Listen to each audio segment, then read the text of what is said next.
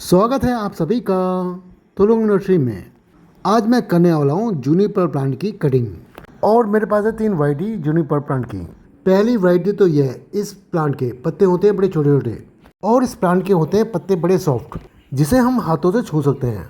इन पत्तों से आते हैं बड़ी भीनी भीनी खुशबू। अब आता है दूसरा प्लांट। इस प्लांट के होते हैं पत्ते थोड़े से बड़े, जो हमने पहला प्लांट देखा उससे थोड़े बड़े होते हैं और इस प्लांट के पत्तों में आती है खुशबू बड़ी प्यारी।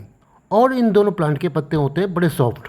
पर हमारे तीसरा प्लांट का पत्ते छूने से कांटे जैसा महसूस होता है, क्योंकि इस प्लांट के पत्ते कांटे जैसे होते हैं। रही बात खुशबू की, तो इस प्लांट में खुशबू नहीं आता है, पर ये प्लांट दिखने बड़े अच्छे लगते हैं और इसी प्लांट का बोनसाई तो बहुत ही प्यारा बनता है। अब करते हैं काम की बात।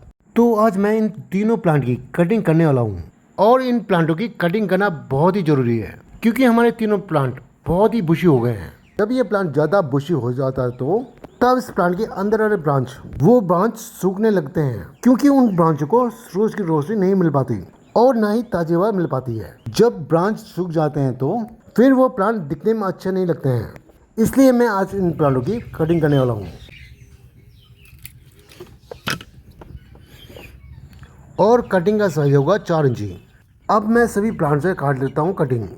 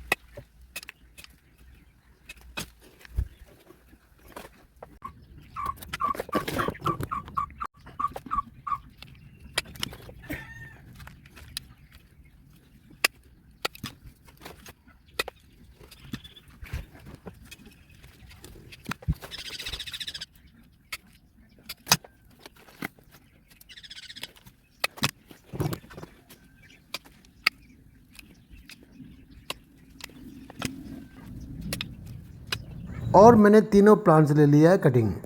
अब ये प्लांट कुछ महीने बाद अच्छी ग्रोथ करेगा, फिर ये प्लांट इतना ही बुशी हो जाएगा।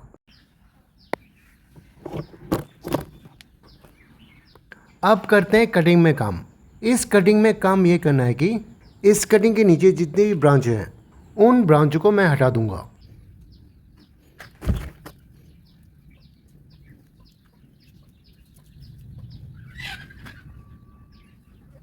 और मैंने सभी कटिंग के नीचे वाले हिस्से से सारे ब्रांच हटा दिए हैं।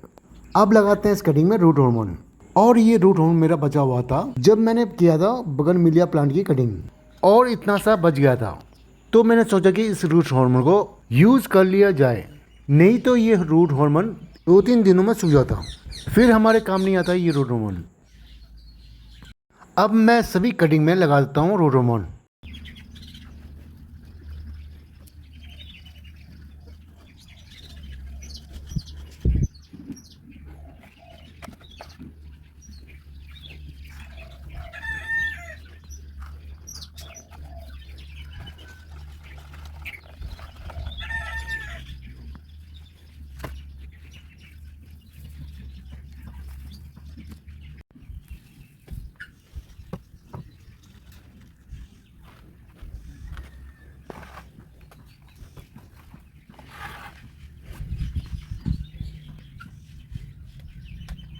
और मैंने सभी कटिंग में लगा दिया रूट हार्मोन।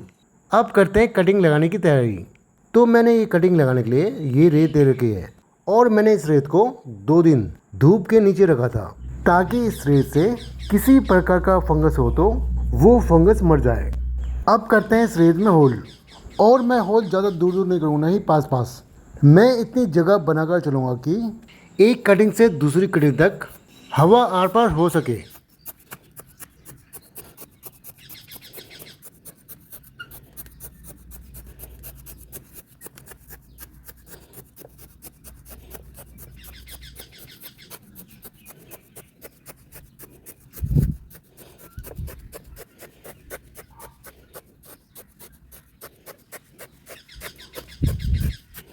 और मैंने इस रेत में सभी होल कर दिए हैं।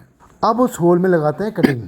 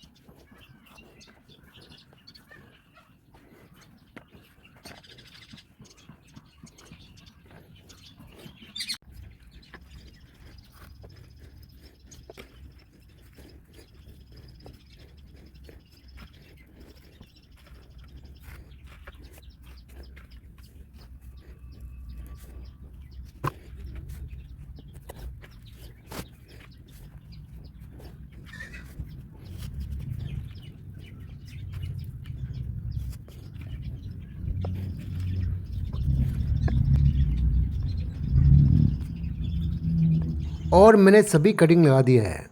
अब देते हैं इन कटिंगों को पानी मैं इस कटिंग में भर के ही दूंगा। जब तक स्ट्रे के ड्रेनेज होल से पानी नहीं गिरता तब तो दूंगा मैं। पानी ऐसे देने से एक और फ़ायदा है, जो हमने कटिंग लगाने के लिए इस रेत में होल किया था वो होल सब बंद हो जाएंगे। अब हमें इंतज़ार करना है 45 दिनों का। 45 दिनों में इस कटिंग में आ जाएंगे अच्छे से रूट। फिर मैं इस कटिंग की अपडेट भी आपको दे दूंगा।